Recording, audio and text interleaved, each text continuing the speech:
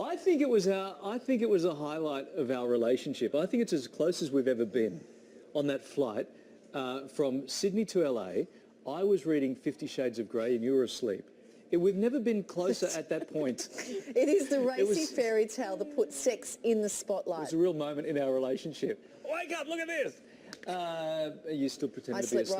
Right through it. From box office records to being responsible for the next baby boom, 50 Shades of Grey is the book trilogy that's truly become a global phenomenon. It's the story of a shy student who's seduced by a powerful playboy with a side of S&M.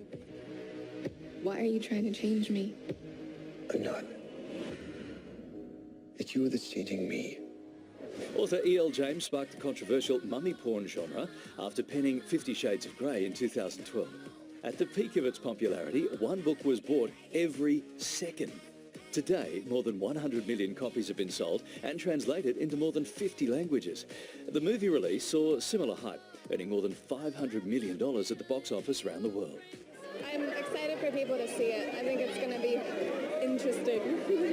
It wasn't long till parodies went viral, including Ellen's efforts. Oh, here she comes. Watch out, boy, she'll chew you out. Oh, here she comes. She's a man-eater. And we gave it a red-hot go-to. My tastes are very singular. You wouldn't understand. Enlighten me then. Tonight, Seven is taking you behind the scenes of the blockbuster film. The interview scene and the first time they meet is so crucial, and there's so many things going on. If you think about it as a story that spans 3 books, how can anything be more important than the first time they meet? And with talks of a sequel in the works, 50 Shades of Grey proves that sex really does sell. Sex sells more. We're joined by sexologist Dr. Nikki Goldstein. Hi again, Nikki. Hi, Nikki. Why? Why has this struck such a chord? Well, I think it's no-brainer that we are curious by sex, but also the fact that this was so normalised in society and through media. Everyone was talking about it. So when we look at that we are really a trend-driven society, we have to look at fashion bloggers and food bloggers to see that. Once it hit the media, it really became normalised to pick up this book and now see the movie. So mainstream, it became acceptable. It wasn't just some dirty magazine under a bed somewhere. It was okay. And when we look at the fact that, we're still talking about it, I think it's still driving that curiosity. And it's also, I think, the form of the book. If it would have just come out as a movie or something like that, I don't think we would have seen the hype around it. But for women, they were able to pick up the book and identify with these characters because they could fill in the gaps in the fantasy and they could see parts of themselves in these characters. Whereas, men are a lot more visual driven. So if we would have seen it just as a movie, we may have been a little bit offended by it at first. Oh, I was horrified. Oh, no. It totally offended me. It was like, do you keep magazines under your bed? Is that what you just said? No. What did you just say? No, like I'm talking like men and magazines. Like the old Playboy underneath the bed. Playboys underneath the bed. No, teenage boys. What has it done for couples and their relationships? Well, I think it motivated these conversations around sex because it can be awkward sometimes when you're in a long-term relationship to start having that conversation. So we did see people that kind of went, well, I want to replicate that in my bedroom. But there are a lot of other people that started discussing, well, what is it that you liked about that? And let's maybe have a discussion around sexual fantasies. So often when you say to people, let's try something to spice things up in the bedroom, everyone scratches their head and goes, oh, I'm not really sure. This was a catalyst to start that conversation, either saying, yes, this is something we want to have a look at, or no, that's not, but let's talk about what we do want to bring into our bedroom. Okay. So the book's been out for some time now, and the movie has been in cinemas and is gone. So as a sexologist, what are you now seeing? What's been the...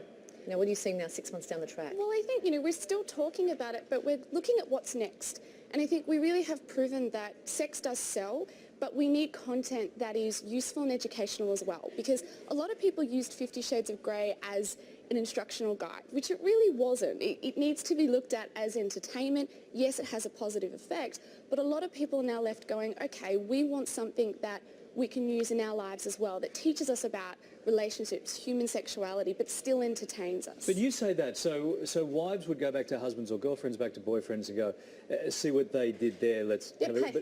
page 75. Page, Like, oh, sorry, miss, haven't read the book. I was plucking No, that yes, number of out course. of thin air. Yeah, how interesting that's a fabulous page. So He would know. some relationships take different things away from that. So, for instance, Sylvie thought that she would find me more sexy if I was a billionaire with a private jet. So it would be easier to go and get other stuff from the movie. Well, yeah, it would be easy to get other stuff from the movie, not besides the billionaire and the jet, but what's really important is that was written as fiction. And it wasn't written as reality, which I think was the biggest problem, is a lot of people went, in order for my relationship to be amazing and satisfying, I need to do what they did in the movie. So this is where we look at, there's this gap that we need to start looking at, well, how can we give people content that is actually useful for them, away from being entertaining as well? And we are seeing shows that are popping up. We can look at things like Sex Box, where people are trying to have that conversation and trying to find ways that, we're still performing to be entertaining. If you heard of Sex Box, Yes, what's it's Sex well. Box? Funny that you ask. It's a new show I'm hosting. It's taking over from this show as of Monday, 9 to 11:30. That's okay. If I'm Channel not 7. involved, it's on. that's Yeah, but don't worry, fine. it's on 7, mate. But it was just a way of trying to have important conversations and still make it interesting and entertaining. But we need to balance out this fact that sex sells, because, there is a lot of things that have come off the back of 50 Shades of Grey that have been quite tantalising and shock value. So And off the front of 50 Shades of Grey. I couldn't help but notice we share a little corner over there where we leave our stuff. I couldn't help that Kylie, I haven't seen the movie. My little thing here appears to be That's empty. right. The only person who has had access to that is you-know-who. No, the crew. Yeah, Thank whatever. you so much, Nikki. Great to Whatever. see you. Enjoy my unseen edition, high-definition version. You can catch behind the shade. Behind the shade. Oh, Somebody- that's behind the shades. Could somebody get me Kylie's handbag, please? Inside 50 Shades of Grey tonight Random at bag check. 11:30. Oh, here on Channel 7. I haven't got to get the DVD. And my new show, Sex Box, next Monday, 9 o'clock here at Channel 7. Well, the unseen edition of 50 Shades of Grey is out now on DVD and Blu-ray. Oh, it's a giving kind of day. Yay.